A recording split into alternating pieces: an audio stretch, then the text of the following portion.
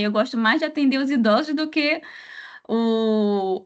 os filhotes. Eu também gosto dos filhotes, gente, mas eu tenho sempre uma predileção. Eu gosto do latido rouco, eu gosto da carinha branca, né? Daquele olho mais assim, né? Enevoado. Então, acabei migrando para cardiologia, né? Da clínica geral, mas com esse sentimento, assim, né, de muito amor aos idosos. Então, quando vocês me convidaram, eu fiquei super feliz, fiquei mesmo, assim, me senti assim, né, em casa. E aí, gente, eu vou falar, assim, brevemente, assim, muito breve, né, da formação, só para vocês, né, entenderem de onde eu vim, né? Eu sou formada pela Universidade Federal Rural do Rio de Janeiro, eu me formei em 2008, então já tem um tempinho.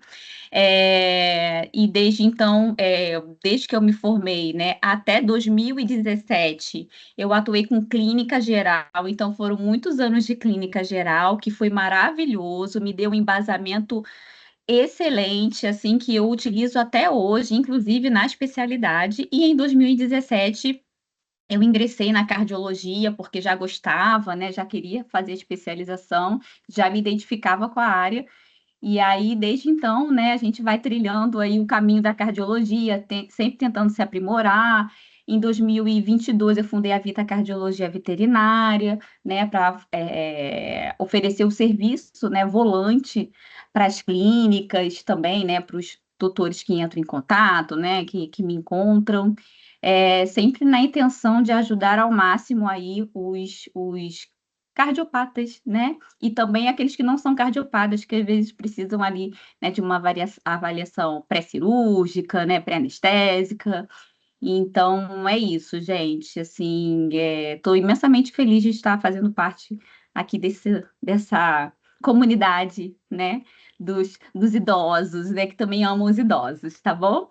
Bom, vamos lá, gente. Então, vou começar, né, porque já chegaram 33, acho que já dá para a gente começar. Vou compartilhar a tela aqui. Se tiver algum problema técnico, vocês me ajudem, tá? Compartilhar conteúdo, incluir som. Vamos lá.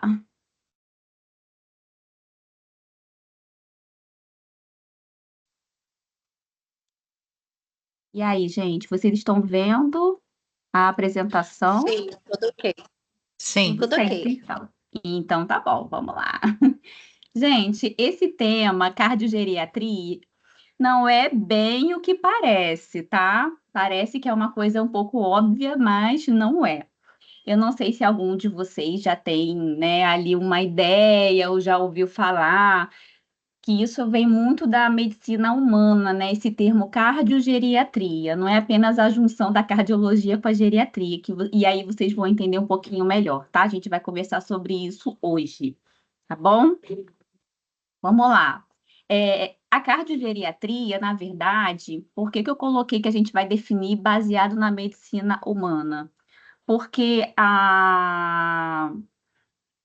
esse termo, né, existe apenas na medicina humana mesmo, tá? Não existe ainda na medicina veterinária, de forma oficial, tá bom? Alguns profissionais utilizam esse termo, mas, assim, de forma oficial, não existe. Então, essa definição é baseada mesmo na medicina humana, mas a gente, né, consegue trazer tranquilamente para a medicina veterinária, tá? E a integração dos cuidados cardiovasculares com uma abordagem centrada e adequada aos pacientes idosos, tá? Essa questão, né, da abordagem centrada e adequada aos pacientes idosos, ela é o que a gente, às vezes, acha que é parecido só com a geriatria, mas aí depois eu vou entrar um pouquinho mais na diferença, tá? De ser só um geriatra e da cardiogeriatria, tá bom?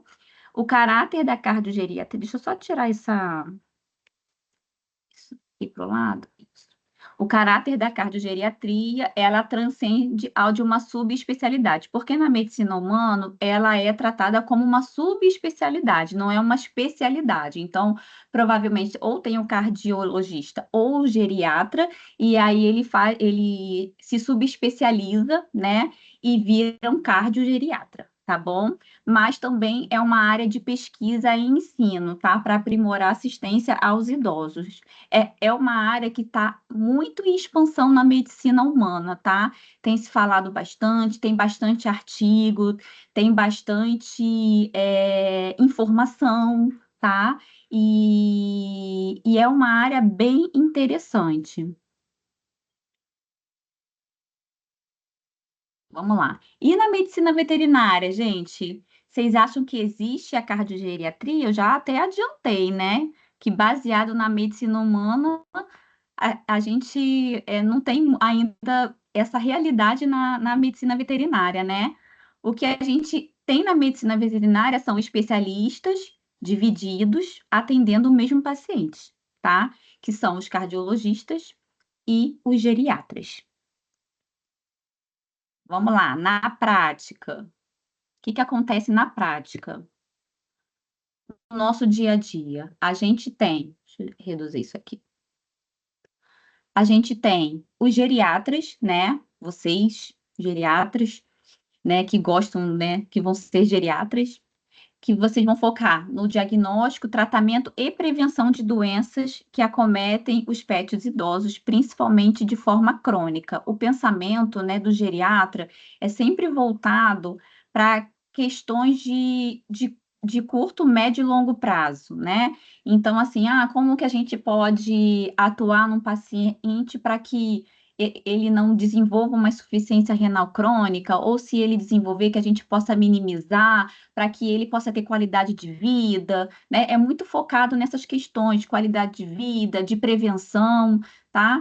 É o pensamento do geriatra, né? E também sempre um pensamento multidisciplinar, né? Então, você tem um paciente e que você vai olhar ali todos os sistemas, tentando ali, na prática, é, fazer com que com que esse sistema funcione, né, com qualidade o máximo de tempo possível, tá? Esse é o pensamento dos geriatras. E qual é o pensamento?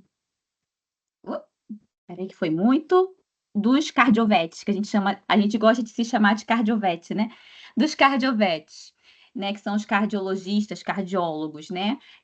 A gente tem muito foco, né, no diagnóstico e tratamento das cardiopatias, muito em quadros agudos, né? Que a nossa rotina é muito voltada para os quadros agudos, né? Então, a gente é chamado para atender um paciente que, na maioria das vezes, está descompensado, que, na maioria das vezes, está apresentando alguma sintomatologia, e a gente precisa fechar o diagnóstico e instituir um tratamento, uma terapia, tá? Mas aquela questão a longo prazo, muitas vezes a gente não consegue, mesmo que a gente queira, né? Muitas vezes a gente não consegue entrar muito na questão do longo prazo, na questão ali de você conseguir implementar ações, né? De médio e longo prazo para que aquele paciente fique bem, né? E a gente normalmente é chamado ali para resolver o problema, o SOS ali na hora, e depois fazer os acompanhamentos daquele problema específico, tá? E aí é que entra a cardiogeriatria, tá? Para resolver esse conflito, né? Porque acaba que o geriatra fica com uma parte, né, do pensamento ali, né, da atuação nos pacientes idosos, os cardiologistas também, né, ficam com uma outra parte, e a intersecção, né, seria a junção, né, desses dois universos, seria a cardiogeriatria. Então, a cardiogeriatria, ela abrange, né, um universo muito maior e muito mais interessante para o paciente do que somente um atendimento com o geriatra e um atendimento com um cardiologista, tá? Então, seria essa intersecção entre as especialidades visando aprimorar a assistência cardio aos pets idosos. As principais contribuições da cardiogeriatria seriam, né, o aprimoramento de medidas preventivas. Eu sou uma veterinária que eu sempre, né, mesmo quando não era moda isso, né, desde sempre, eu sempre gostei da medicina preventiva, né? Eu acho que ela o futuro, tanto da medicina humana quanto da medicina veterinária. Então, tudo que a gente pode atuar preventivamente é sempre melhor, é menos custoso, é menos desgaste emocional para o tutor, é menos sofrimento para o paciente. Então, se a gente consegue aprimorar essas medidas preventivas, de alguma forma, sempre é válido, tá? E é sempre importante, né? Quanto mais estudo a gente tiver sobre isso, quanto mais contribuição a gente puder dar, é sempre bom, tá? E a gente percebe que na cardiologia, a gente fica um pouquinho limitado em relação a essa questão preventiva, tá? A gente fica muito focado justamente naquilo que eu falei, em resolver o SOS, tá? Em resolver os BOs. E aí a questão preventiva, às vezes, ela acaba escapando da nossa mão, né? E a gente acaba não desenvolvendo essa linha de pensamento, tá? E a cardiogeriatria, ela teria mais esse foco. Melhor condução de pacientes cardiopatas com comorbidades. Comorbidades é algo que é super, super, super comum na nossa rotina, né? Porque são pacientes idosos e que muito dificilmente eles vão ter uma condição de saúde só, né? Uma condição patológica, né? Geralmente eles têm mais de uma condição patológica, que são as comorbidades. E nós, como especialistas, a gente precisa saber lidar com essas comorbidades. Só que na nossa rotina, né, dos cardiologistas, a gente lida com essas comorbidades, é super comum, mas às vezes a gente fica um pouquinho engessado na condução, porque a gente também necessita do trabalho dos colegas da clínica geral, né? Só que os colegas da clínica geral, eles são clínicos gerais, mas não são especialistas em animais idosos. Então, às vezes, acaba tendo ali uma falta de uma coisa, um ruído de comunicação, né? Às vezes dá certo, sim, muitas vezes dá certo, mas às vezes não dá tão certo, falta alguma coisa, né? Então, a condução, né, por um profissional que entenda de cardiologia e que entenda de pacientes idosos, certamente vai ser mais eficaz do que o que a gente vivencia hoje em dia, tá? Então, é um cenário que é para se pensar, né? De diferenciação mesmo, né, profissional, né, do profissional que trabalha com um paciente idoso e também com a cardiologia. Auxílio no diagnóstico e tratamento, né, para que seja mais preciso, porque às vezes a gente, né, recebe ali a solicitação de exame e na nossa rotina a gente vai ficar ali preso ao que é pedido, ou então a gente pode direcionar, né, para alguma coisa ou outra, mas a gente também precisa pensar que o diagnóstico do cardiopata não é somente o eletro e o eco. Existem outras, né, outros exames que são complementares e que vão auxiliar nesse diagnóstico também, né? Hoje em dia, a gente já tem mais a realidade da tomografia, da ressonância, né? A gente ainda tem muito, e eu adoro radiografia torácica, né? Os biomarcadores, né? Que ainda não estão sendo muito utilizados, mas que, né, é uma realidade para locais que de repente não tenha um cardiologista, né, de plantão ali para poder fazer um ecocardiograma, enfim, né? Esse direcionamento um pouquinho mais preciso, o cardiogeriatra com certeza teria mais habilidade, né, para poder conduzir melhor esses pacientes, tá? E a mesma coisa em relação ao tratamento, né? O tratamento, ele precisa ser personalizado, né, para cada paciente, né? Não é chegar e não é uma receita de bolo e pegar um guideline e tacar ali né, no papel e só mudar ali o- as dosagens ali para o peso do paciente. Não é isso, né? Não é bem isso, né? E a gente vai destrinchar um pouco mais a parte de tratamento mais à frente, tá? ensino e pesquisa, cara, eu achei isso muito bacana, né? Ensino e pesquisa. Porque é isso que às vezes falta, né? Você ter ali artigos científicos. Imagina se a gente tivesse artigos científicos e trabalhos voltados para a cardiogeriatria na veterinária, né? Seria muito bom. Tem vários assuntos aí que seriam excelentes, né? Que iriam contribuir muito, né? Para os profissionais, para os pacientes que trariam, de repente, uma nova perspectiva, né? E acho que seria ali uma área bem interessante para quem gosta dessa questão de artigos científicos, quem gostaria de trabalhar com isso, e até para quem gosta de ler e de se aprimorar, né? De entender e tudo mais, tá? E o ensino, lógico, né? Através de congresso, simpósio, palestra, tudo isso seria muito enriquecedor. Gente, olha só, se vocês precisarem falar alguma coisa, tiverem qualquer dúvida, quiserem interromper para perguntar qualquer coisa, pode falar, tá? Acho que aqui eu não sei se eu vou conseguir ler chat, né? Não sei se compartilhando a tela eu consigo, mas se for o caso, pode de repente abrir o microfone e perguntar, tá bom? Não tem problema nenhum. Vamos lá. Dentro do que eu falei anteriormente, né, que seriam as contribuições da cardiogeriatria, eu falei primeiramente do quê? Das medidas preventivas. E aí, já destrinchando um pouquinho mais sobre essas medidas, tá?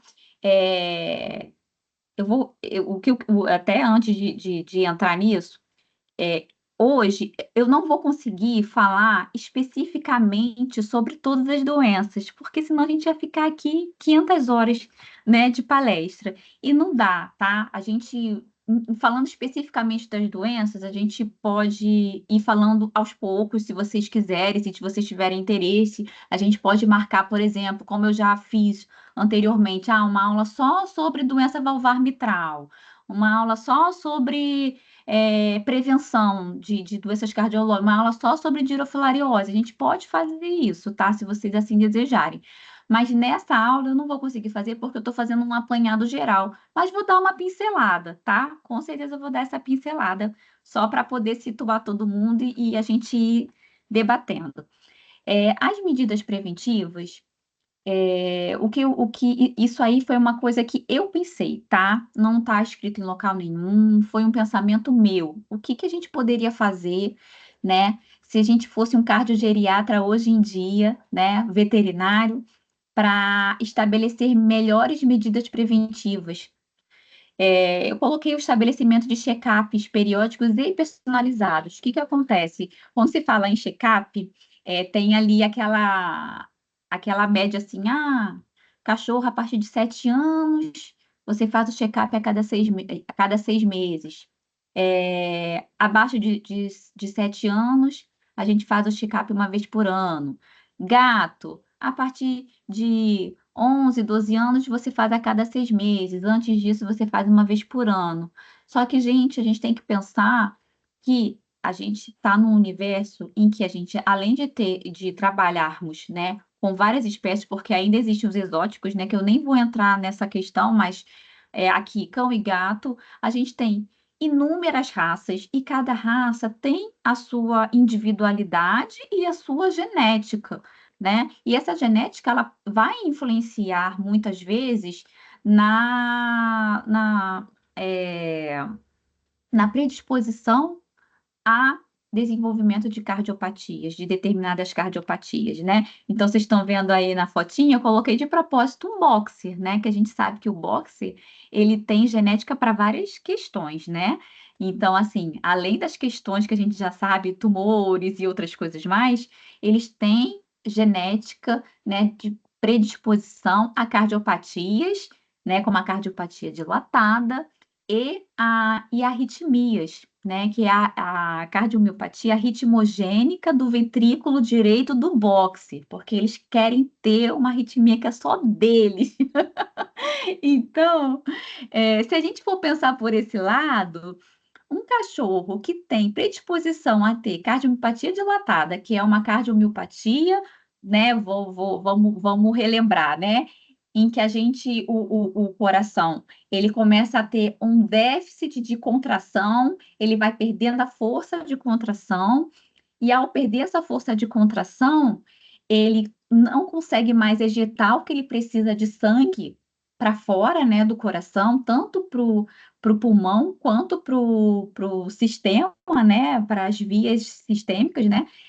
E aí esse coração ele começa a ficar sobrecarregado e aumentar de tamanho, e isso vai virando uma bola de neve, né? Então é uma cardiopatia muito grave, muito séria, né? Em que quando a gente vai fazer o diagnóstico de um paciente, né, já, né, no estágio mais avançado, muito dificilmente a gente consegue reverter com as medicações, né? Reverter no sentido assim, de controlar, porque reverter a gente não reverte, né? Eu digo assim, controlar, estabilizar o paciente. Então, se a gente tem uma raça que tem essa predisposição tão forte, né, como o boxe, a essa cardiomiopatia, vocês acham que, e também a essa arritmia que eu falei, eu vou explicar essa arritmia, é a cardiomiopatia arritmogênica do ventrículo direito do boxe. É, não se sabe exatamente, né, por que que isso acontece, mas eles começam a fazer arritmias ventriculares e às vezes essas arritmias são arritmias malignas, né, que vão cursar com muitos sintomas e às vezes até morte súbita, tá? Então, se essa raça tem essas predisposições todas, vocês acham que é válido e que é tranquilo, né? Falar na linguagem, né, coloquial, que é tranquilo fazer uma reavaliação, né? Se não tiver, antes de 7 anos, uma vez por ano, né? Isso quando se faz, entendeu?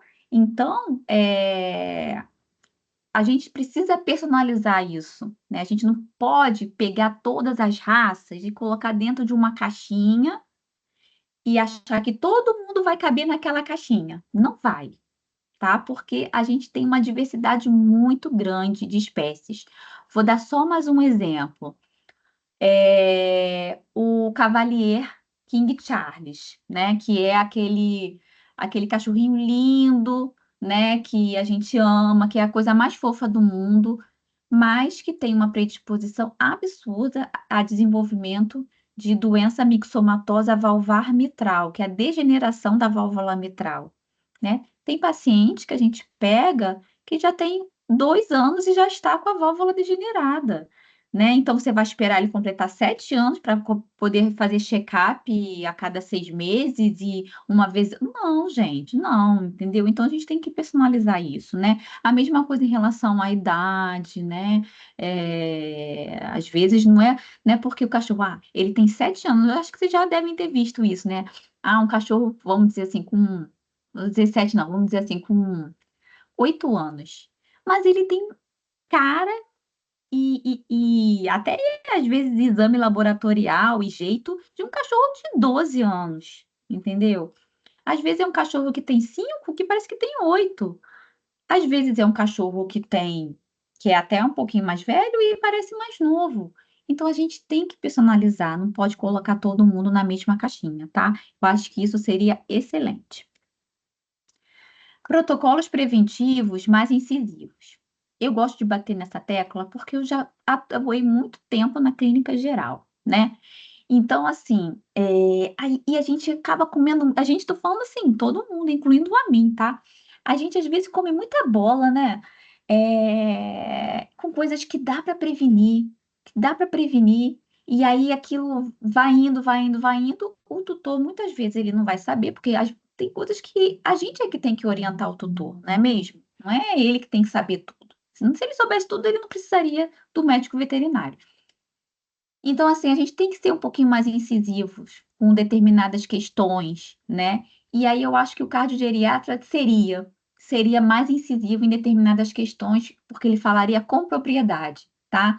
Em relação, por exemplo, doença periodontal. A gente sabe que doença periodontal pode sim provocar endocardite nos animais, né? Dos cães, principalmente, né? Porque eles são os que acumulam maior placa bacteriana, vários cálculos e tudo. E além da questão renal, que também que a gente já sabe, né, que pode haver desenvolvimento de insuficiência renal por conta da doença periodontal. E muitas vezes a gente vê pacientes, a gente atende pacientes que tem bastante tártaro e a gente vai deixando, a gente vai vendo as outras coisas, vacina, não sei o quê, bababá, as outras coisas, e o tártaro vai ficando para trás, vai ficando para trás, vai ficando para. Aí quando chega lá na frente, que o paciente já tá super velhinho, cardiopata, ai, doutora, será que dá para fazer a limpeza de tártaro, né? Que fala assim, o pessoal fala limpeza de tártaro, né? Os tutores. Às vezes não dá mais, entendeu? Às vezes não tem como liberar esse paciente pro procedimento. Vocês entendem? Então, assim, a gente tem que ser mais incisivo mesmo, tá? Pensando lá na frente, né? Tendo a visão do idoso, do velhinho. O que que pode acontecer se eu deixar? Não deixa passar, né? Protocolo vacinal. O que que eu vejo? Pessoal, ó, tá em cima mesmo, né, de protocolo vacinal para filhote. Agora, quando chega na idade, né, do idoso, muitos, né, assim, os tutores meio que vão induzindo o veterinário e o veterinário acaba concordando algumas vezes que o paciente já está muito idoso e que ele não precisa mais ser vacinado, pelo amor de Deus. Sim, assim, eu fico até revoltada quando eu escuto um negócio desse. Porque não é porque se o paciente é idoso, aí que ele precisa mesmo da vacina, porque ele já tem um comprometimento imunológico, né? E que se ele ficar doente, muito dificilmente a gente vai conseguir salvar, né? Então, precisa ter esse, precisa passar isso, né, para os tutores e para os colegas veterinários, né, para aqueles que pensam diferente, né? O protocolo vacinal ele entra ligado à cardiologia, por quê? Porque existem doenças que têm como sequela comprometimento cardíaco, como a parvovirose, sinomose, né? Então a gente não vai, né, esperar o animal ter uma dessas doenças, né, e que pode ter um comprometimento cardiológico, né, para depois tentar remediar, tá? Dirofilariose, olha, eu não preciso nem falar, né? Porque vocês são daqui da região, todo mundo sabe que a dirofilariose está aos montes aí. Quando eu comecei na clínica geral, né, a gente quase não falava da dirofilariose, de fazer a prevenção e tal. E eu vi isso mudando muito ao longo dos anos. Em Niterói, que é onde eu resido, eu vi isso mudando ao ponto que hoje em dia a gente não tem mais aquela, vamos dizer assim, aquela epidemia que a gente tinha antigamente, né? A gente ainda tem bastante casos, mas não é como antigamente. O que eu estou vendo agora é exatamente esse mesmo fenômeno acontecendo na região de Maricá, né, Itaipuaçu, né, que é uma região que eu atendo bastante, né? As pessoas agora estão começando, né, a falar mais sobre isso. Tem muitos tutores que nunca ouviram falar, porque o veterinário nunca se comunicou, nunca falou sobre isso, né? Então, e cai na mesma questão do idoso, às vezes o animal está idosinho, aí o veterinário acha, ah, não, não precisa mais, porque ele já está idosinho, não sei o que a gente precisa. O idoso ele não pode ter, além do comprometimento físico ali, que é natural, da serenidade, ele não pode ter mais um comprometimento de uma doença, né? Então, assim, tem que ter mais esse olhar, assim, mais voltado, né, para esse direcionamento do protocolo preventivo sempre, tá? Botei também das cirurgias eletivas, né, esses casos de castração, né, de castrar, não castrar, né, se vai fazer cirurgia eletiva ou não, para qualquer coisa que precise, né? A gente tem que pensar sempre no coração, né? Se for uma cirurgia, por exemplo, no caso da castração, né? Acontece muito na rotina. A pessoa não castrou cedo e aí resolve castrar quando o paciente já é idoso, já é cardiopata, né? Aí já fica mais complicado, entendeu? Então a gente também, né, tem esse lado. Vamos lá. Pra gente não ficar muito tempo. A parte preventiva é o que eu vou ficar mais, né, gente? Porque eu gosto muito da parte preventiva. Falando sobre nutrição, tá? É, isso aí, acho que eu não vou nem especificar muito a parte de nutrição, porque eu acho que vocês também já sabem, né? Que a gente, né, tem aquela questão alimentação natural, a ração e os tipos de ração, super premium, premium, high premium, prêmio especial. Eu não vou entrar muito nessa questão para não ficar muito demorado nisso, tá? Mas a nutrição todo mundo sabe que é a base da saúde, né? Então, assim, eu não vou defender nenhuma coisa nem outra, tá? Porque eu acho que ambas as coisas, quando bem aplicadas, são super benéficas. Uma alimentação natural que é feita com um nutrólogo específico para aquela fase da vida do paciente é excelente. Uma ração super premium, específica para a idade daquele paciente, né? Para o porte dele também vai ser excelente. Então, para mim, não existe essa guerra, tá? Agora, nutracêuticos, olha, eu sou, ó, fanzaça de nutracêutico. E a gente subutiliza os nutracêuticos, né? A gente fica só lá no ômega e ômega e SAMe, né? Gente, existe mais coisas do que ômega e SAMe. Existe, assim, um universo que é muito bacana, né? Dentro da cardiologia mesmo, né? Só para dar uma pincelada para vocês, existe nutracêutico que vai atuar na mitocôndria, né? Fazendo com que essa mitocôndria ela consiga gerar mais energia para aquele músculo cardíaco que está doente, que está com estresse oxidativo, que está cheio de radical livre. Então, assim, é formidável. Às vezes a gente vê um paciente que está fazendo todas as medicações do guideline ali, né, do consenso, mas que não está respondendo. E quando você entra com o nutracêutico, que você melhora ali a usina, né, que você combate radical livre, que você melhora o estresse oxidativo, o paciente volta a responder. Então, fica a dica, gente. Olhe com carinho os nutracêuticos, tá? Não é todo nutracêutico que é essa maravilha toda, lógico, mas já tem aqueles estudados, tem aqueles que têm comprovação, e que na medicina humana isso é mais avançado. Então, assim, né? Pode até olhar para a medicina humana só para ter essa referência, né? Como que é legal, né?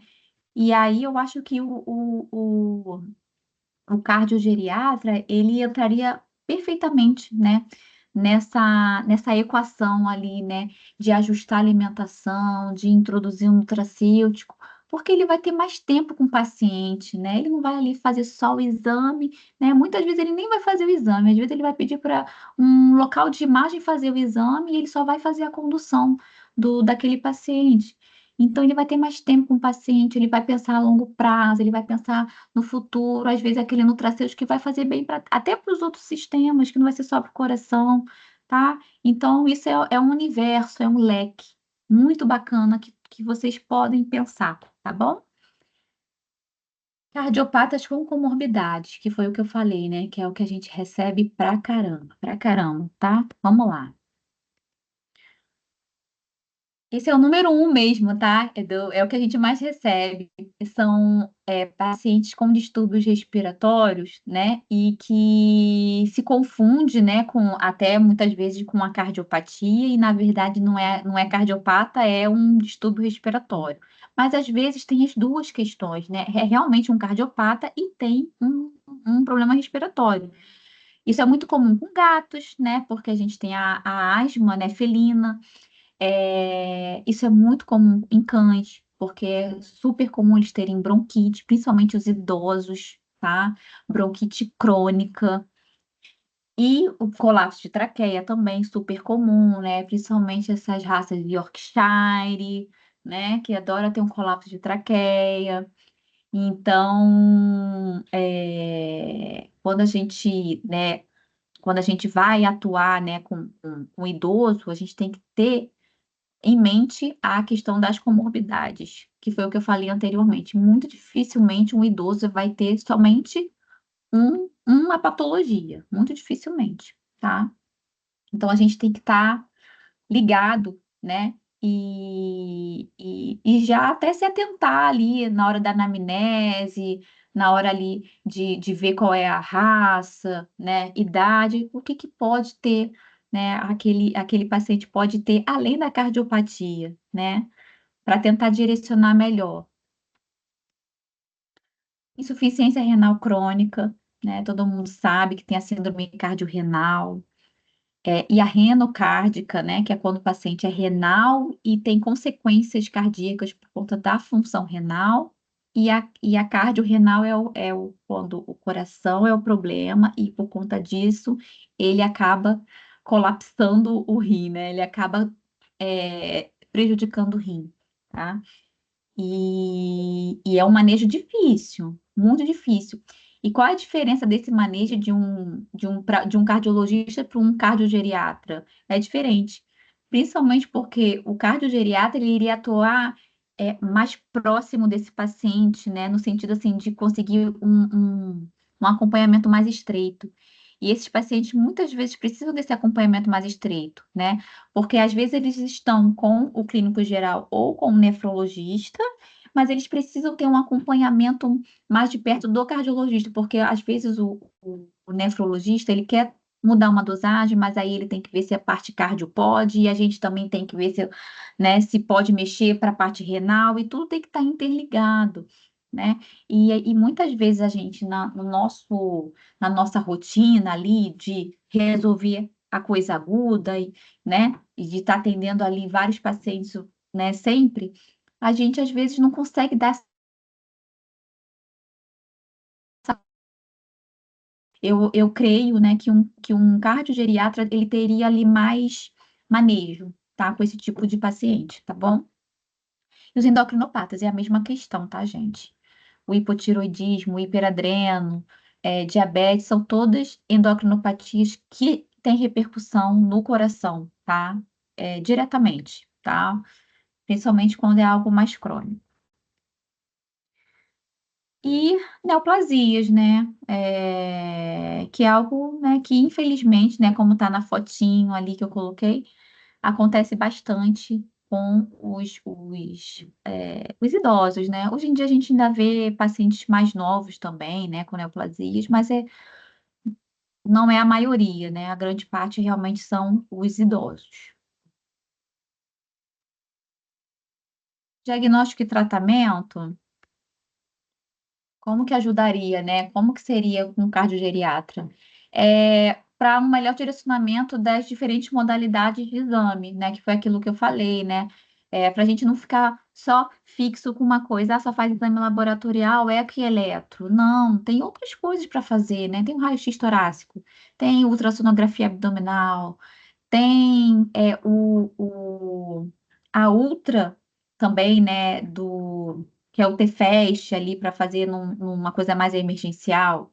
Tem por exemplo, né, um paciente, só dando uma pincelada, um exemplo, um paciente que está com edema pulmonar, ele já foi atendido por você, né, e tal, está com edema pulmonar, você resolveu ali, né? Saiu do edema, foi para casa, tá medicado, mas ele voltou com aquela mesma tosse e a pessoa não sabe se é edema, se não é. Às vezes está no fim de semana, né? Você não tem como ir atender. O que que a gente faz, né? A gente pode utilizar essas modalidades de exame, né? Antes da gente ir para o atendimento, né? A nosso favor e para agilizar, né, a questão do paciente. Então, a gente pode não tem uma radiografia torácica? Vamos fazer um T-FAST, né? Chama um profissional que trabalhe com ultra e que faça T-FAST, faz, que ele vai ver se tem edema ou não, ele vai ver se tem uma infusão pleural ou não, porque a gente fica muito engessado com uma coisa só. Não, tem que ser a radiografia torácica. Não, hoje em dia tem outras modalidades, gente. A gente tem que abrir a mente, tá? O Holter, eu coloquei, ó, esse cachorrinho que tá embaixo, esse bulldogzinho, ele tá com Holter, né? O Holter, assim, a gente ainda não tem uma grande casuística, assim, né? Não tem muita gente pedindo Holter, mas é bacana demais o Holter, gente, porque você consegue definir certinho ali quantas arritmias que fez em 24 horas, é, em que momento, especificar em que momento que aquele paciente fez, se ele estava dormindo, se ele estava mais agitado. Senão fica tudo na base do presuntivo, né? O tutor fala, quando ele se agita é que isso acontece. Tá, mas é que tipo de agitação? É uma agitação tipo animação, o tutor chegou em casa, tá animado. Ou é uma agitação que foi lá latir no portão? A gente não sabe, né? E aí o Holter traz assim detalhadamente tudo que vai acontecendo, porque a pessoa ela tem que fazer o diário ali, né? De 24 horas. O que que aconteceu tal hora? O que que aconteceu tal hora? E aí você vai juntando as pecinhas. É muito bacana, tá? Muito bacana mesmo. Ajuda muito, assim, no direcionamento de tratamento e tudo mais. Então, eu acho que o cardiogeriatra teria esse olhar um pouco diferenciado em relação aos exames, complementares, tá? Essas outras, modalidades. Isso vai dar mais clareza ao prognóstico, né? Tudo isso traz mais clareza em relação ao prognóstico, se é um paciente que está com um prognóstico desfavorável, reservado, se é favorável, né? Esse conhecimento do todo, né? Esse conhecimento, esse olhar assim mais abrangente, tá? Isso ajuda muito no prognóstico. E protocolos terapêuticos ainda mais personalizados. Porque, cara, a gente acaba na rotina, eu acredito que isso é com todo mundo, tá? A gente acaba. A gente tem um protocolo na cabeça, né? Aquele protocolo dá certo e eu vou continuar naquele protocolo sempre, mas depende, né, gente? Pelo menos na cardiologia, a gente precisa entender muito de fisiologia. E às vezes a fisiologia daquele cachorro é, ela é diferente porque muitas vezes ele tem uma comorbidade, né? Então eu não posso, por exemplo, entrar com uma medicação como está lá no guideline, como está lá no consenso, com aquele combo de medicações do jeito que eu gostaria. Por quê? Porque ele tem uma comorbidade, ele tem uma insuficiência renal crônica, ele tem dirofilariose, ele tem uma bronquite, uma pneumopatia. Então, a gente tem que fazer um protocolo bem personalizado mesmo, tá? Então, eu acho que isso seria uma excelente contribuição, tá? E ensino e pesquisa também, que é muito bacana, tá?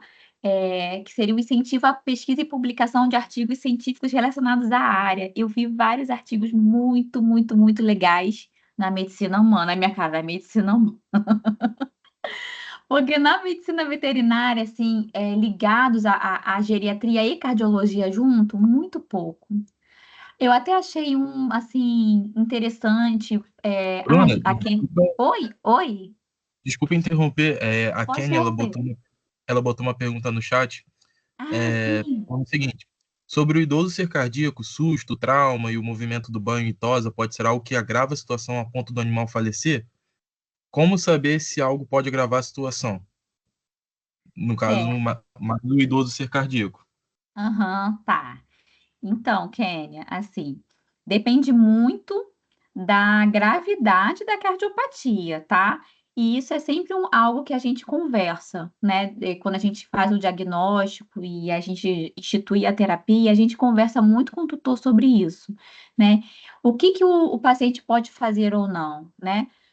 Não é uma coisa engessada, tá? Não é porque ele é cardiopata que ele não pode tomar banho, não é porque ele é cardiopata que ele não pode mais sair na rua, não é isso. Mas depende, tá? Tem cardiopata que realmente não pode tomar banho por enquanto, até estabilizar. Normalmente, assim, esses que não podem tomar banho que a gente fala, são aqueles assim no banho tosa, né? São aqueles assim que são cardiopatas avançados e que estão muito próximos de um evento de congestão. Aí qualquer estressezinho pode desencadear o edema pulmonar, ou uma ascite, ou uma efusão pleural. Aí esses a gente não indica, tá? Mas se for um paciente estável e que não está próximo de um evento congestivo, e que não fica muito estressado no banho e tosa, que leva de boa? Pode. Então vai variar muito, tá? Caminhadas, o que eu sempre falo, tá? Mesmo aqueles que são mais graves. Caminhada, gente, ele vai caminhar o que ele consegue caminhar, né? Não é você que vai conduzir. né? Se você estiver conduzindo, você vai tentar ir no ritmo daquele pet, né? Você não vai tentar impor o seu ritmo, tem que ser o ritmo dele. Porque a hora que ele sentir que está cansado, ele vai parar, ele não vai querer mais, ele vai voltar, e a gente vai ter que respeitar isso, né? E a questão dos sustos também, né? Isso eu sempre converso também. Evitar fortes emoções, né? Os sustos são difíceis da gente evitar, mas as emoções fortes, tipo, o tutor chega em casa e aí o cachorro, no geral, é o cachorro, né? Fica super animado, super excitado porque o tutor chegou em casa. Dá para a gente tentar minimizar isso, né? Então, eu sempre converso, olha, né, no caso dele, não é bom que ele fique, né, muito agitado, né? Vamos evitar. Quando você chegar em casa, não vai falar diretamente com ele, passa direto, deixa ele baixar um pouco a adrenalina. Depois, quando ele se acalmar, você fala com ele, porque aí ele vai começar a associar que você só fala quando ele está mais calmo, né? E tudo isso. E o que eu percebo na rotina. Isso é uma percepção minha, tá, gente? Não tem artigo científico falando sobre isso. Aliás, poderiam até pesquisar, né? Quem sabe algum de vocês resolve pesquisar sobre isso. Mas o que eu percebo é que os pacientes que têm uma frequência cardíaca mais baixa, porque eles são mais tranquilos, eles são mais light, mesmo que eles tenham uma cardiopatia super avançada, eles ficam melhor por mais tempo do que aqueles que estão estressados. Os estressados, os que ficam latindo para tudo, os que querem te morder, mesmo, né, em edema pulmonar, esses é mais difícil da gente conduzir. Normalmente eles sofrem mais porque eles entram mais em evento congestivo, eles, né, pioram com mais facilidade, eles evoluem muitas vezes com mais rapidez, tá? Eu, na minha percepção, isso está relacionado à frequência cardíaca e também às catecolaminas, né? Que, né, são ativadas ali nos eventos ali de estresse, né? Do cachorro latindo, do cachorro, né, se agitando à toa, entendeu? Então, eu acho que é mais ou menos por aí. Tá bom? Não sei se eu te respondi, tá, Kênia? Mas acho que é mais ou menos isso que você quis perguntar. Vamos Responder, lá. obrigada. Ah, nada, querida. Vamos lá. É, Então aí, ó, gente, já podia alguém fazer um artigo científico, né, fazendo essa correlação aí, ó. Vamos ver se alguém de vocês se anima, gente. Eu iria ficar assim radiante de ler algo sobre isso. Ações de conscientização para tutores. Aí aqui eu até tive o cuidado de, porque eu queria colocar tutores e veterinários, né? Mas aí eu tive cuidado, não vou botar veterinário. Vamos deixar só porque a ação de conscientização é realmente algo mais relacionado aos tutores mesmo, né? Até para se falar mais de prevenção para os geriatras, né? Relacionados à prevenção de questões relacionadas ao coração e tudo mais, como hoje em dia a gente fala da dirofilariose e outras questões mais que a gente poderia abordar. Por exemplo, hipertensão arterial sistêmica, que a maioria dos tutores acha que isso não acontece, que nem existe, pressão alta. Aí, quando vê que a gente faz aferição de pressão arterial, eles ficam surpresos, né? Eles acham engraçado, eles tiram foto, né, para mostrar para os outros que existe isso, né? E então, acho que falta ainda mais a hipertensão, que é algo super silencioso, que o paciente ele não vai dizer para você, ai, tô com uma dor na nuca, tô com uma dor de cabeça, que nem as pessoas normalmente, né, começam a desconfiar. Eles não vão falar isso, né? A pessoa às vezes só vai saber ou no exame de rotina, se tiver algum veterinário ali que esteja fazendo, ou quando já tem lesão em órgão-alvo, né? Quando já teve descolamento de retina, quando já está com insuficiência renal crônica, quando já fez um acidente vascular cerebral, né? Que são órgãos-alvo, ou quando tem uma hipertrofia no coração, no ventrículo esquerdo, né, que já está com o músculo espessadão. Aí que a pessoa vai descobrir que o animal tem hipertensão, né? Então, ó, uma conscientização aí dos tutores, olha, todo ano tem que fazer a aferição da pressão arterial desse paciente. E não é desde velho, não, gente, é desde jovem. Isso eu aprendi na minha pós-graduação e eu nunca mais esqueci.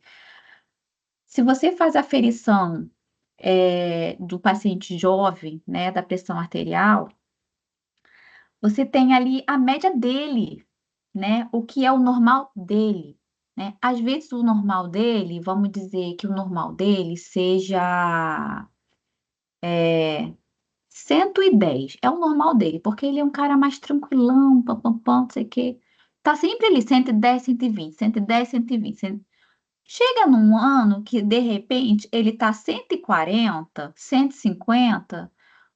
Se você for pelo guideline, 140 é normal, ainda tá dentro da referência. 150 tá fora da referência, mas pode ser pelo estresse ali da aferição, síndrome do jaleco branco. Aí a gente acaba não considerando, né? É situacional.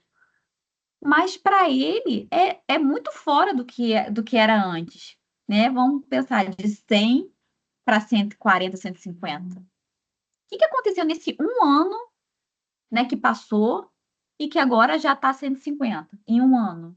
Pensa só, entendeu? Então, se você for deixar para ferir só quando o paciente já está idoso, você não vai saber qual é a referência dele. É o mesmo que acontece com a gente, entendeu? Eu, por exemplo, vou dar o meu exemplo. A minha pressão arterial deixa eu ver, é 10, né? É 11/8. Quando eu estava gestante, já teve vez que estava 9. E eu estava super bem, normal, normal. Agora, para uma pessoa que tem uma pressão um pouquinho mais alta, se ela tiver com 9, ela vai desmaiar. Não é a realidade dela, o organismo dela não está acostumado com aquela pressão, entendeu? E isso se aplica aos pacientes. Eu quis dar essa pincelada, tá? Aproveitando esse gancho, tá? Eu falei que eu ia dando umas pinceladas, tá? Mas, mas para trazer também essa questão da conscientização dos tutores, a gente não pode fazer isso, né? Não precisa ser só o cardiogeriatra, né?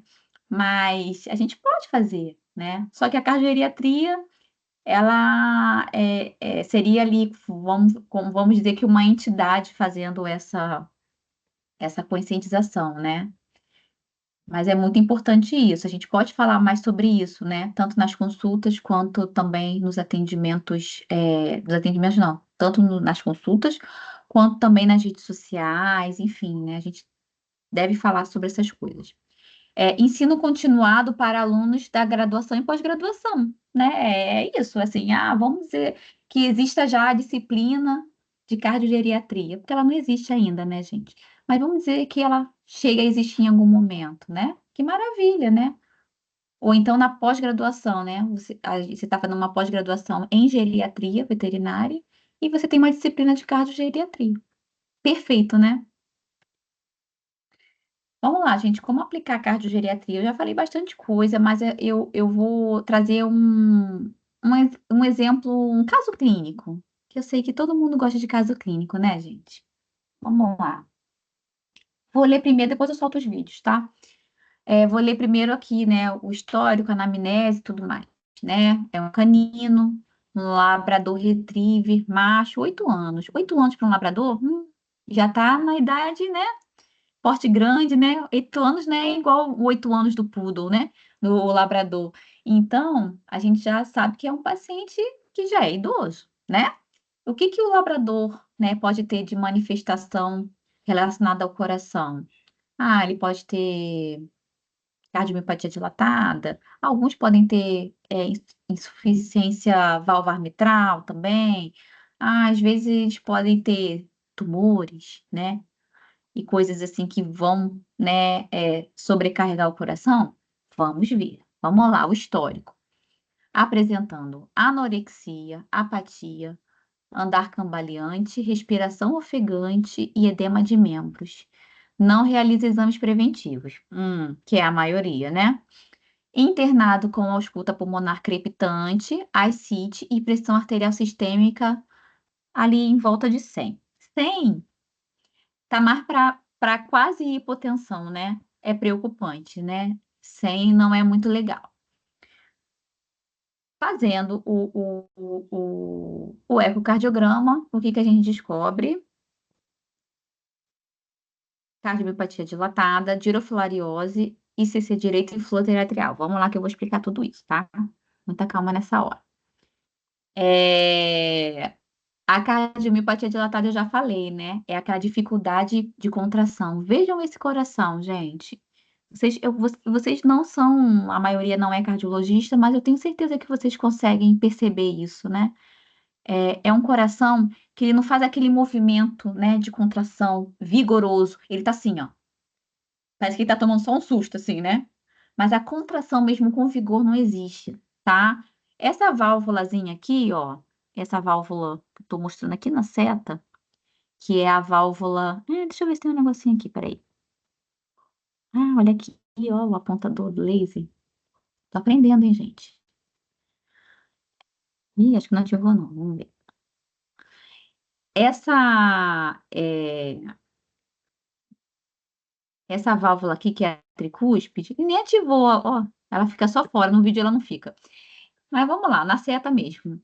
Essa válvula que é a tricúspide aqui, ó, esse aqui é o lado direito do coração, tá? É porque no eco é invertido. Esse é o lado esquerdo e esse aqui é o lado direito, tá? Essa válvula aqui, ela nem ela nem consegue fechar uma com a outra. Coitada, por quê? Porque o lado direito está enorme. O lado direito normal, ele tem que representar metade ou um terço do lado esquerdo. E ele está muito maior do que o lado esquerdo, né? Então, as válvulas, elas nem conseguem se encontrar, porque tem tanto sangue lá dentro que nem consegue se encontrar. Quando eu vi essa imagem, eu falei assim, tá, eu tô vendo que tem um déficit de contração, pode ser uma cardiomiopatia dilatada, porque é um labrador, né? Pode ser isso tudo, mas vamos ver se tem mais alguma coisa, porque normalmente na cardiomiopatia dilatada a gente tem um aumento global, assim, os dois lados estão bem aumentados, e nesse caso a gente tem um aumento maior do lado direito, né?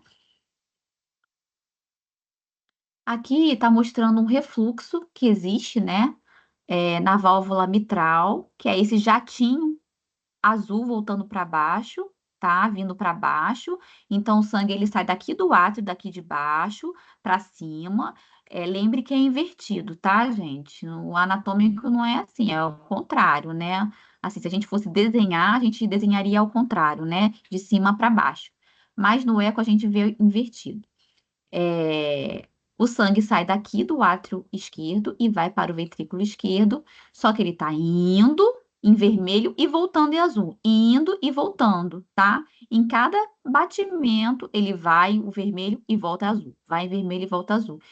E continua chegando sangue para ele, né, das veias pulmonares. Então, essa câmara vai ficando repleta, né, vai ficando toda cheia de sangue que não consegue sair, tá bom? Pelo que já está chegando naturalmente e também pelo que está retornando pela insuficiência da válvula. E aqui o lado esquerdo, pior ainda, é que esse vídeo ficou curtinho. Deixa eu ver se eu consigo dar uma pausa para vocês verem mais rapidinho. Aí, tá? Esse lado, então, ficou pior ainda, gente. Olha a situação do lado direito, né? A gente tem um refluxo enorme, tá? Ó, aqui o sangue passou, né, de uma câmara para outra. E aí, na hora que a válvula tenta fechar, ela não consegue fechar, né? Que é esse momento aqui que ela tá tentando fechar. E o sangue que tava, né, que tinha que ir embora do ventrículo, ele volta quase todo, que é essa mancha grande aqui azul, ela volta quase toda para dentro do próprio átrio, tá? Então é um sangue que fica ali, parado ali, né? E aí, no meio desse exame, o que que eu vi, né? Dentro da câmara, dessa câmara aqui, é porque eu não trouxe a imagem para vocês, mas tinha uma girofilária, né? Ela estava bem aqui, passeando, né, junto com o sangue, né, em cada batimento.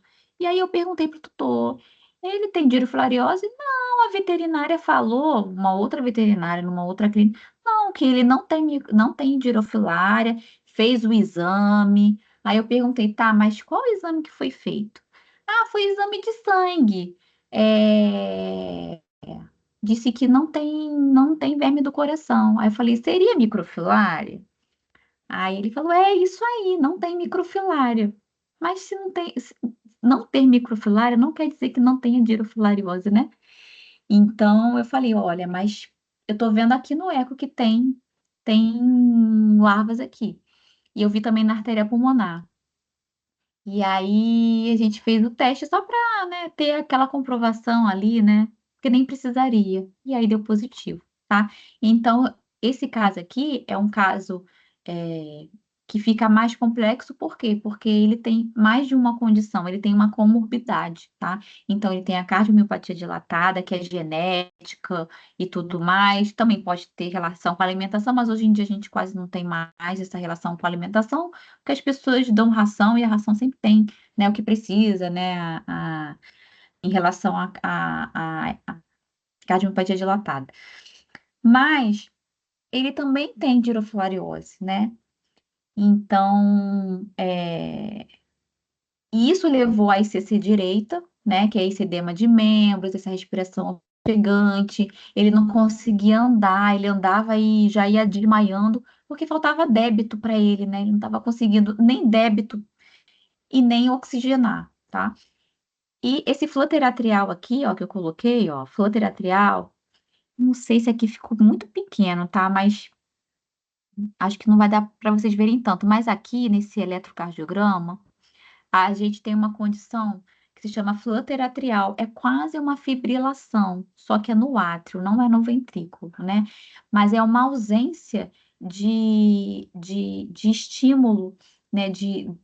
O impulso elétrico, ele não está mais nascendo no nó sinusal. O nó sinusal está completamente silencioso e ausente, tá? E aí a gente não visualiza a onda P do eletrocardiograma. A gente só visualiza o restante do eletrocardiograma, tá?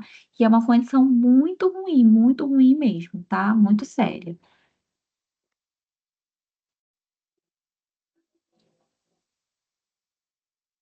Aí, no tratamento, pensando só na questão da cardiologia, o que que a gente vai prescrever, tá bom? A gente vai primeiro estabilizar o paciente, né, que é melhorar o débito cardíaco, melhorar a pressão arterial sistêmica, reduzir a congestão, e depois que a gente estabilizar o paciente, a gente vai entrar com o tratamento para eliminar os vermes da dirofilariose, ou o clínico também depois pode entrar com esse tratamento para eliminar, tá? Então, a gente faz assim em duas etapas. Primeiro a gente estabiliza e depois a gente faz a medicação, né, para eliminar o verme. É, só que isso não é um consenso, isso aí é como eu faço, tá, gente? Tem paciente que tem cardiólogo que vai já tacar tudo de uma vez, mas eu não acho que vale a pena não, porque geralmente o fígado está muito ruim, né? E o paciente não consegue, né, fazer o tratamento, né, com doxiciclina por 30 dias, começa a vomitar, e aí vai virando uma questão mais complicada. Eu prefiro estabilizar primeiro, tá? Mas isso é só um detalhe, tá? Isso é o pensamento do cardiologista. O pensamento do cardiologista, ele tem foco na doença, tá? O foco dele é a doença. É resolver aquela doença, tá? E tá certo, né? A gente foi chamado para isso mesmo, para resolver, fazer o diagnóstico e resolver aqui o que está acontecendo, a cardiopatia, tá bom? Agora, vamos falar sobre a cardiogeriatria. Qual seria a diferença nesse caso, no caso desse cão com cardiomiopatia dilatada? Eu creio que o cardiogeriatra, ele iria primeiro estabilizar o paciente, assim como eu falei para vocês, né? Melhorando o débito cardíaco, pressão arterial, reduzindo congestão. Iria prescrever a medicação para eliminar os vermes no segundo momento, mas olha quanta coisa mais ele poderia fazer. Ele poderia atuar, né? Na prevenção contra a dirofilariose, no ajuste nutricional. A prevenção, eu falo que ele iria atuar, a gente também atua na prevenção, mas muitas vezes quem acaba prescrevendo essa parte de prevenção é até o clínico geral, tá?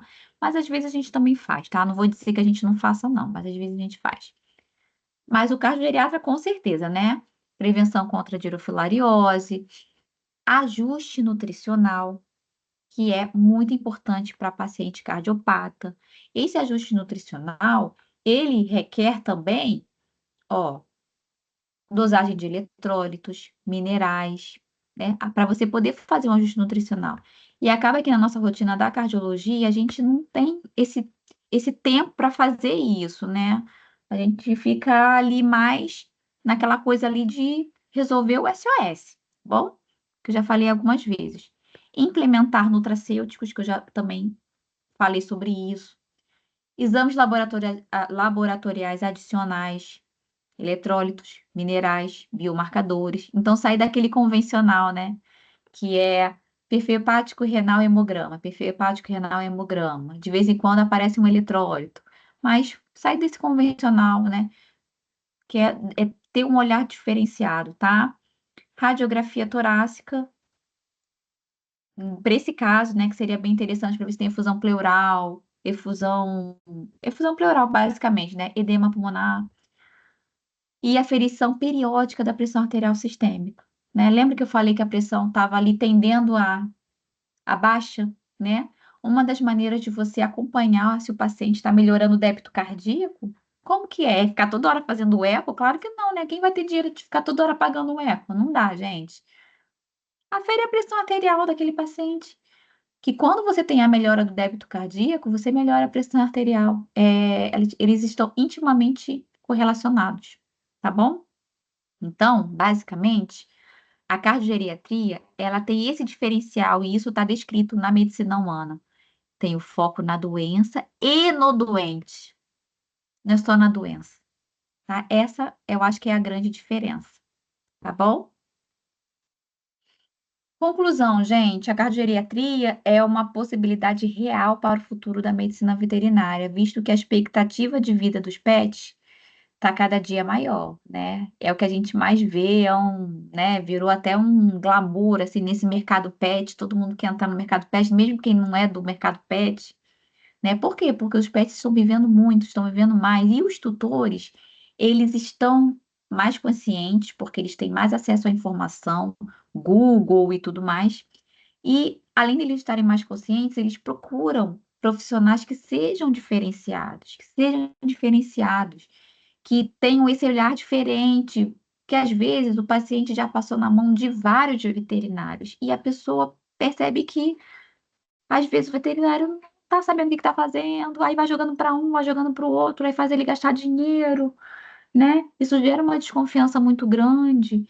Então, quando ele encontra um profissional que, que é específico daquilo e que sabe o que está falando, ele vai querer ficar com aquele profissional, né? Muitas vezes. Lógico que existem os perfis de tutores, mas esse perfil desse tutor que busca um profissional diferenciado, que quer o melhor para o seu animal a qualquer custo, ele está aumentando. E está aumentando muito. É uma realidade, já hoje em dia, né? Basta a gente se colocar nesse universo, né, e ser visto, né, ser visto de alguma maneira para que essa pessoa nos ache, para que esse veterinário muitas vezes nos indique, né? Então eu acho que é um caminho muito interessante para quem gosta de geriatria, né, e cardiologia, unir as duas especialidades e tentar atuar dessa maneira, tá bom? Agora, gente, eu quero saber o que que vocês acham sobre esse assunto. Vocês deu um nó na cabeça de vocês? Vocês concordaram comigo ou vocês acharam que não teve nada a ver, que isso não vai acontecer, que essa questão de cardiogeriatria é furada, que no dia a dia é melhor ficar do jeito que tá? Falem para mim, que eu quero saber muito a opinião de vocês, tá? Gente, muito obrigada pela oportunidade, por terem me ouvido. Vocês perceberam que eu falo bastante, né? Deu aí um pouquinho, acho que deu uma hora, né? Um pouquinho mais de uma hora. Mas acho que a gente consegue aqui ainda responder, tá? Eu estou à disposição para responder as perguntas, o que vocês quiserem falar, tá? Eu vou sair da tela até para poder visualizar vocês, ver o rostinho de vocês e a gente poder conversar, bater um papo aqui mais direto, tá bom? Deixa eu parar de compartilhar aqui a tela. Pronto, pessoal. Acho que alguém levantou a mão, né? Quem foi? Deixa eu ver aqui. Safira, não foi? Safira? Diga aí, Safira.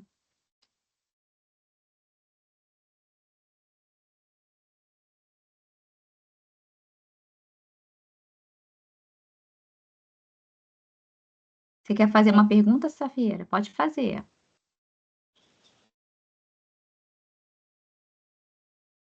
Oi, doutora Ciane Oi. aqui.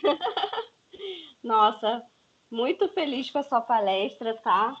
Arrasou.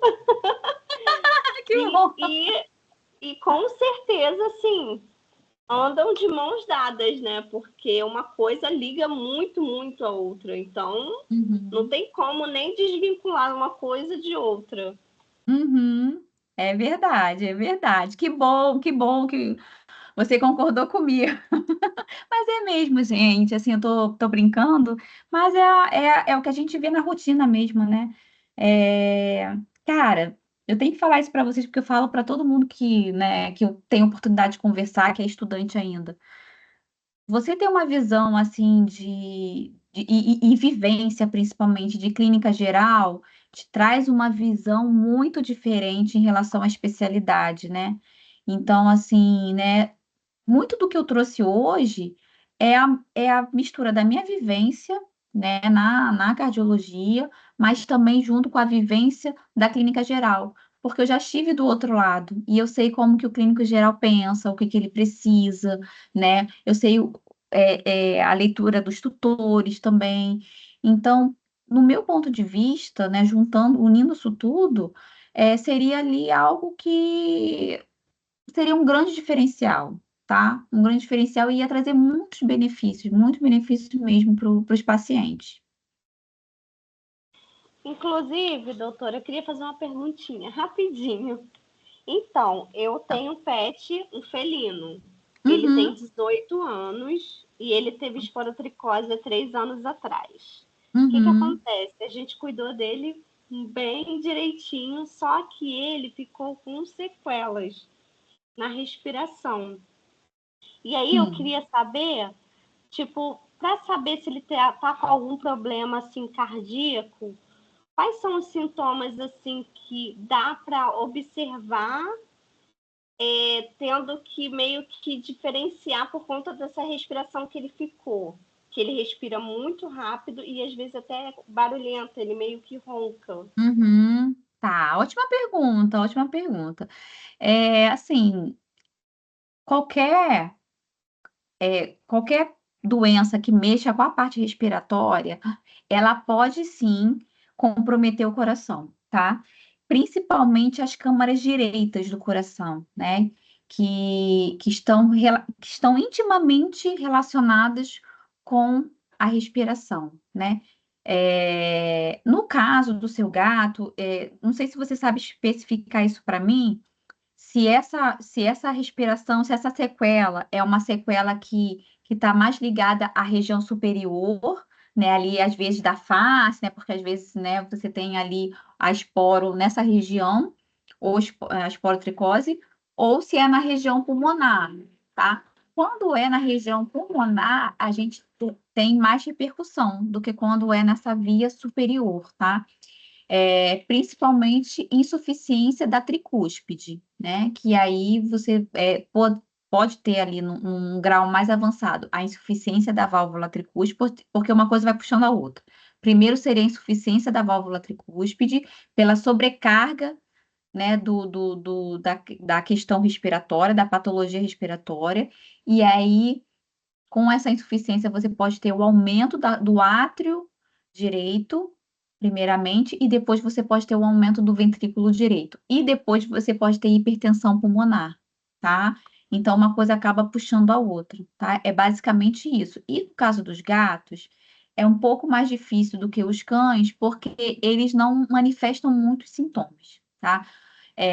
O cão, ele manifesta a tosse, né? Que é como se fosse um engasgo. E aí as pessoas já, né, já ficam de alerta, né? Ali já sabe que tem alguma coisa acontecendo. Os gatos, eles muitas vezes não manifestam sintoma algum e tem a cardiopatia. Mas pode ter sim uma respiração mais ofegante, uma respiração um pouco mais superficial que a gente fala. A respiração ofegante do gato, para o gato respirar de forma ofegante, isso já chama muita atenção, não é igual o cão que fica arfando e daqui a pouco para. Não, o gato ele não vai fazer isso. Se ele fizer isso, é porque já tem uma coisa muito errada, né? Respirar com a linguinha para fora, ofegante, já está muito errado, tá? Então, é basicamente isso que a gente vê, né? Uma respiração mais ofegante, às vezes mais abdominal, né? Aquela respiração, às vezes, parecendo que é uma respiração mais pesada, mas que ela é mais curtinha, que é mais superficial, tá? Seria basicamente isso, tá bom?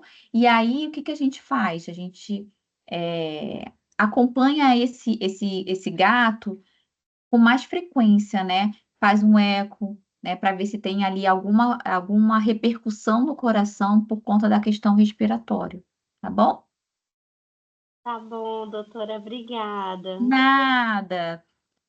Vamos lá, Kênia, faça a sua pergunta. Oi, assim, eu tô um pouquinho com vergonha porque eu não sei se é uma pergunta boba. Eu tô começando agora a faculdade, mas é uma curiosidade que eu tenho em questão do animal sênior em algumas raças. Eu tô Uhum, te perguntando isso porque eu soube de um caso de um hípede que ele, pelo que eu me lembre, ele não apresentava sintomas, mas de repente ele morreu por questão cardíaca. Eu gostaria uhum. de saber se pelo cão sendo sênior, pode acontecer de ter o afrouxamento do coração e ele vinha torcer em algumas raças, por exemplo, o hípede, que é um corredor, por ter um peito mais largo, pode acontecer de ter essa torção e o coração não é assim, se tem uma torção, se pode acontecer uma torção, eu imagino que é uma cirurgia que não dê tempo de fazer, né? Até descobrir se realmente acontece isso, até descobrir isso e fazer uma cirurgia de emergência pode ser tarde demais, né? Eu entendi a sua pergunta, entendi. Então, Kênia, eu acho que você fez uma analogia com o que acontece em relação à torção do estômago, né? Quando o animal, né, tá comendo ali, né? E isso pode acontecer, paciente de porte grande, enfim. Mas no caso do coração, isso não acontece, não, tá? Entendi. Isso não acontece não, porque assim, o coração ele tá no meio, é porque Deus já faz o negócio tudo certinho, né? Então o coração ele Uhum. tá entre os pulmões, né? Então tem os dois pulmões aqui assim e o coração tá no meio. E, né, dentro do coração ainda tem os vasos que estão ligados a outras conexões. Então ele não tem como, não teria que virar o conjunto todo, entendeu? Só que não tem como virar o conjunto todo, porque existe ainda a costela, a caixa torácica, que tá deixando todo mundo no seu lugar, tá? Então isso realmente não ocorre. O que pode ocorrer, tá? Nesses casos de morte súbita, o Whippet a gente considera como uma raça de porte grande, tá? O que pode acontecer de morte súbita é relacionado a arritmias. Arritmias não diagnosticadas, tá? Então, às vezes, é um paciente que não tem sintomatologia, mas que faz arritmias ali durante o dia, mas não tem sintomatologia nenhuma, e que depois pode, ali num momento de maior estresse, ali de uma corrida, ter a morte súbita, fazer arritmias em sequência, né? Geralmente são arritmias ventriculares em sequência, e ali você ter uma parada mesmo, né? Uma arritmia maligna que vai causar morte súbita, que é o que acontece com os jogadores de futebol, né? Que a gente, né, de vez em quando acontece, né? A pessoa é um jogador de futebol, ele é um atleta, né? É essa analogia que a gente faz também, né? Que é o mesmo caso. É um atleta, né?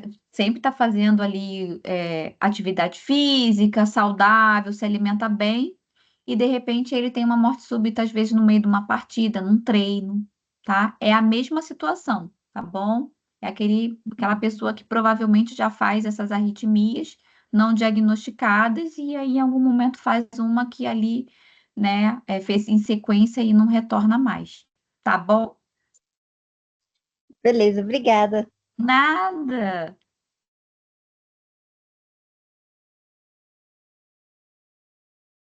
Luiz Maurício Cobucci? Ah, não, gente, eu não vou saber responder ele, não.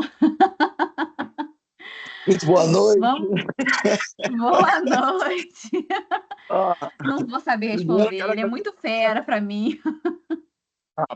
para. Primeiro quero agradecer, né? Pô, não tem nem como descrever assim, tipo, eu te vi começando, né?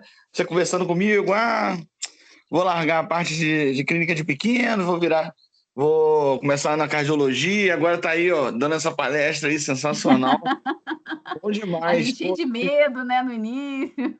não, agora, pô, tá virando agora referência, né, lá em Niterói, Maricá, Ah, tá ficando conhecida. que isso. Obrigada, Maurício. Sempre me deu muita força, a gente sempre trocou muita ideia legal, né? É, na Estamos verdade, eu na não luta. estou fazendo pergunta, só estou mesmo agradecendo você aí pela participação, que eu não consegui falar com você no começo, né, no início, quando você Uhum. mas estou te agradecendo aí a participação, a contribuição que você está passando aí para os alunos. Pô, sensacional, pô, gostei bastante. Pô, obrigada, Maurício. Eu que agradeço, né, pela indicação aí, né, do meu nome, né, para poder falar com a Liga. Eu gostei demais, assim, né, para mim foi uma honra mesmo, né, porque eu adoro os idosos, então me Porque senti tem em casa.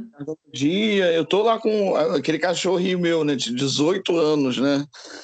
Pois é, caramba, já tá com 18, meu Deus. Não consigo fazer um exame nele, não consigo, só fica lá, né? Mas a hora que quiser é só falar, né? Vamos marcar. Não, me Precisar, assusta.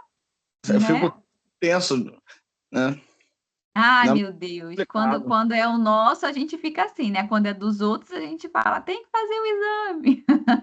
É, o meu eu fico lá, não, deixa ele. Ele E não quer descobrir, né?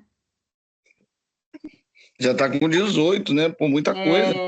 É muita coisa, bastante. Bem É, idosinho. vou marcar com a doutora Bruna Braga. Isso, vamos marcar, pô. Já devia ter marcado. Ai, que bom, que bom. Ai, parabéns aí. Pô, ia te perguntar de cardiologia com ele, brincadeira, não. Ah, meu Deus. Não faça isso, gente. Olha, a minha pós-graduação foi bem explícita, é cardiologia de cães e gatos, entendeu? Não sei, também não sei, porque a gente Tô sempre tem brincando. casos assim, de coelho que leva um susto e morre, sabe? Não, não, eu preciso urgente me aprimorar nos exóticos, né? Já falei isso para você, urgente, Não, porque é uma demanda que está crescendo, né? tem a demanda crescendo mesmo. Não tem É, né, que faça, né? não tem o quê? Não tem ninguém que faça essa cardiologia e seja especializado nessa parte também, né? Assim, é um cardiologista que vai começar a fazer ali um curso de exótico e de não sei o que, e pegando. Outro dia eu vi um curso de um local lá de São Paulo que é muito bom, né? E eles fizeram um módulo só de exóticos. Aí, que bom. Tem que fazer, eu tenho que fazer. Tá Aí, bom. ó, já é uma oportunidade já para o pessoal aí pensar, hein? Não É, é? com Não certeza. é? Não, é verdade mesmo. Até no congresso, né? No penúltimo congresso, isso foi falado, né? Congresso de cardiologia. Isso foi falado, né? Olha, gente, abram o olho com os exóticos, que está aumentando a demanda, né? Então, o pessoal já está até lançando curso já, né? De cardiologia para exóticos, então tem que ficar de olho mesmo. Exóticos, equinos, né? Esse Eu, outro universo aí, né? Acho que vale é, a pena. eu usei esses dias um Doppler numa serpente, numa corn snake, aí eu vou te mandar o vídeo. Você, Ah, me manda. assim, não dá para ouvir muito bem, sabe? Mas só você ter, né? Aham, Né? Pra você, aham. então, Ah, legal, manda aí, quero ver. Obrigado, hein, Bruno? Ó, Nada. hein? Muito bom. Oh, valeu. Espero que vocês tenham gostado, gente. Não sei se atingiu a expectativa, né? Mas porque eu falei que eu ia trazer uma abordagem diferente, né? Não trouxe aquela coisa assim, a doença tal, tratamento, diagnóstico, doença tal, né? Foi assim uma coisa assim mais para abrir a mente também, né? Como outras coisas, né? Fazer Diferente. reflexões, trazer Isso reflexões para aí, isso aí. isso aí. Alguém mais, Bom, gente? Fiquem à vontade, hein? Caroline, quer falar, Caroline? Pode falar. Boa noite. Oi, boa noite. Sobre o caso relatado sobre os vermes no coração que você fez falando, como se prossegue após o diagnóstico e como que se sabe que se precisa de tratamento de medicamentos ou vai para a cirurgia, além se tem uma taxa de sucesso de melhora. Tipo, eu vi que esses casos estão acontecendo bastante com os cachorros e Bastante mesmo, tem bastante, Caroline. Assim, acaba que a gente tem uma realidade aqui na região, né, que é um pouco bem diferente da maioria dos cardiologistas do Brasil, né? A maioria dos cardiologistas, a causalística maior é a doença mixomatosa valvar mitral. Então, assim, é o maior número de casos que a pessoa atende na rotina. E para a gente é meio a meio, né? É metade doença valvar, metade girofilariose, né? Infelizmente, né? Porque girofilariose a gente consegue prevenir, né? Então, como é que a gente procede, tá? A gente faz o diagnóstico, ele, né, basicamente, né, o que todo mundo faz é a sorologia, e é o que a gente, né, sempre indica mesmo fazer a sorologia, mas às vezes a sorologia não está disponível, às vezes é uma situação que você tem que fazer o ecocardiograma por algum outro motivo, como foi o motivo desse paciente, né, porque ele tinha sopro, ele tinha outras manifestações, né, edema, ascite, e aí no ecocardiograma que foi visualizado, foram visualizados os vermes. Mas depois que a gente, né, a gente faz o diagnóstico, né, que a gente visualiza, ou que a gente tem a sorologia dizendo que o animal é positivo, o tratamento, ele vai ser, basicamente, a gente tem duas linhas, né? A gente pode ir pela linha medicamentosa e conservadora, que é, né, o que a gente utiliza mais na rotina, e a gente tem a indicação cirúrgica, tá? A indicação cirúrgica, basicamente, a gente dá quando é um paciente que tem filares, girofilares dentro das câmaras cardíacas. Porque a gente fala que é o verme do coração, mas na verdade ele não é o verme do coração, né? Ele primariamente ele está nos vasos pulmonares. Ele vai adentrar no coração em estágios mais avançados, tá? Nesse caso desse paciente, dentro do coração, eu só visualizei tá? Tinha mais na artéria pulmonar, ali no meio do caminho, né, entre o pulmão e o coração, era onde tinha mais. Então, eu não vou indicar, né, uma cirurgia para esse paciente, porque eu tenho que pensar também que ele é um paciente que ele tem comorbidades, aquilo que a gente conversou, né, na aula. Então, eu não posso submeter ele a uma anestesia para tirar um verme, porque eu só vou conseguir tirar um verme das câmaras cardíacas, né? E vou deixar todo o resto lá na artéria pulmonar, não adianta. Então, a gente vai entrar com a medicação mesmo, né? Com o tratamento medicamentoso. E é basicamente assim que a gente vai conduzindo. Porém, lembre-se, a gente não pode ter a mente engessada, né? Tem paciente que vai ter condição, né, de fazer a cirurgia, porque você perguntou da taxa de sucesso do tratamento. Tem paciente que vai ter condição de fazer cirurgia, e tem paciente que não tem a menor condição de fazer cirurgia, né? Hoje mesmo, né, eu atendi uma pinche, pensem só, uma pinche de 2 quilos. E ela tinha sopro, né, na ausculta. E achei, né, o que que eu achei, né? 12 anos, pincher com sopro, o que que ela tem? Doença mixomatosa valvar mitral. Foi isso que eu pensei na anamnese. Mas quando eu coloquei o transdutor, ela realmente tem a doença mixomatosa, com o coração já bastante aumentado, né? O lado esquerdo bastante aumentado por conta da doença mixomatosa, mas o lado direito cheio de girofilares, cheio. E aí, o que que você faz?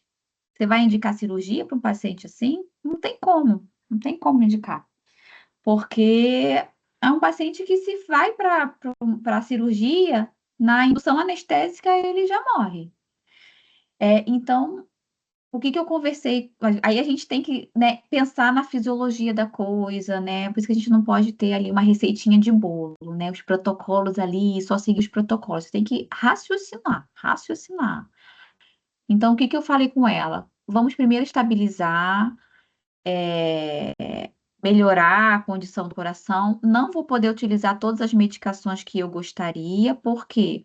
Porque eu vou empurrar essas girofilares, né, para dentro da parte pulmonar e eu não quero que isso aconteça. Então, eu tive que, né, pensar um pouco no que fazer. E a gente vai reavaliar em 14 dias. Em 14 dias, a gente vai ver o que que a gente pode fazer, tá? Em termos de cirurgia ou não. Depois, se a gente vai conseguir estabilizar esse paciente. Mas é um caso assim que é complicado, complicado, entendeu? Então, mas no geral, tirando esses casos complicados, né, que tem comorbidade, a taxa de sucesso, tanto falando da cirurgia, é uma taxa boa. Até mesmo porque só vai para a cirurgia aqueles que têm condição, assim, de sobreviver à cirurgia, né?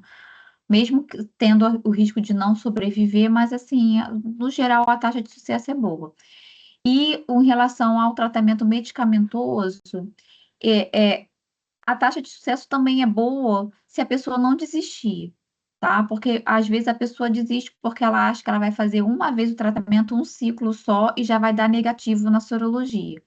E muitas vezes são necessários vários ciclos para que ocorra o negativo, né? Então, às vezes, a pessoa não tem essa paciência, ou então ela acha que o veterinário prescreveu errado e que por isso que não está dando certo, ou ela acha que o medicamento que é o problema. E não, é só continuar tentando que uma hora vai dar um negativo. E eu gosto sempre de falar isso, não desiste, tá? Pode ser que não dê negativo na primeira, na segunda, mas uma hora vai dar. Uma hora vai dar. Se fizer direitinho, uma hora vai dar. E a terceira situação que às vezes acontece é assim, né? É aquele paciente que não é uma indicação cirúrgica, mas que também não é um caso leve de filária, tem bastante quantidade ali na artéria pulmonar, já tem muita repercussão, hipertensão pulmonar. Às vezes esse paciente, ele tem que fazer o uso da medicação, mas ele não aguenta tanto tempo assim, né? Esperar negativar e vai tendo repercussão, repercussão, repercussão e vem a óbito, né? Faz um tromboembolismo, né? Qualquer uma dessas, geralmente é o tromboembolismo, né? Que pode levar a óbito, tá? Mas no geral, assim, falando resumidamente, a taxa de sucesso é boa, sim. Você pode só repetir, por favor, o que você falou sobre doença mixomatosa? Como que chama mesmo a doença toda? É doença mixomatosa valvar mitral. Esse é o nome que a gente utiliza, é a terminologia que a gente utiliza atualmente para antiga endocardiose, tá? Não sei se de repente você já ouviu falar de endocardiose, que hoje em dia, né, já tem alguns anos que a gente não utiliza mais esse termo endocardiose, a gente utiliza esse nome enorme, extenso, que é doença mixomatosa valvar mitral. Aí a gente fala DMVM, que fica mais fácil, né? Mas aqui eu quis ser mais didática para vocês, né? Aí eu falava sempre o nome todo, tá? É a degeneração da válvula mitral. Ela também pode acontecer na tricúspide também, né?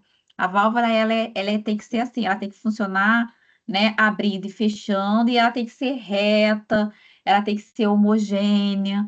E quando ocorre essa degeneração, isso é por conta da genética, a associação da genética e idade, tá? essa válvula ela começa a ficar enrugada, ela começa a ficar com a ponta bem grossa, vai ficando com um aspecto bem feio, e aí na hora que ela fecha, ela cria um espaço, e aí o sangue, ele passa de uma câmara para outra, mas aí ele acaba retornando, né? Porque tem esse espaço que ficou aberto, né? Então esse espaço ele pode começar pequenininho, aí você vai ter um refluxo de sangue discreto e ele pode ir aumentando até ter um refluxo bem grandão, bem importante, tá bom? É basicamente isso que é a doença. Na questão da genética, então o animal pode nascer com esse problema na válvula. Não, ele não nasce com esse problema na válvula, ele tem predisposição a desenvolver. E essa predisposição sim. é genética, tá? Ele Entendi. não nasce. Beleza. Quando o animal nasce com uma cardiopatia, aí a gente chama de cardiopatia congênita, né? Que ele já nasceu com aquilo, né? Já tá com defeito já desde que nasceu. E geralmente é uma questão embrionária, né? Ali no desenvolvimento embrionário, e às vezes tem a genética envolvida também, tá? Mas não é o caso da doença mixomatosa, não. Beleza. Obrigada. Nada.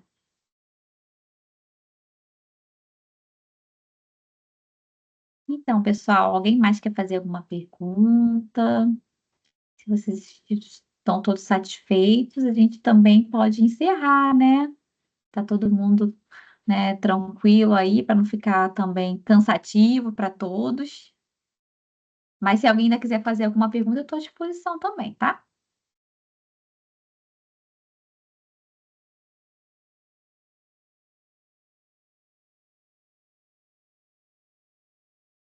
Então, acho que a gente pode encerrar, né, meninas?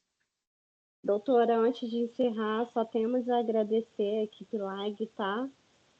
Foi muito, muito, muito boa a sua palestra. A gente agradece todo o carinho, toda a atenção que você deu pra gente aí, tirou nossas dúvidas. A gente só tem a agradecer. E Eu que sucesso! agradeço.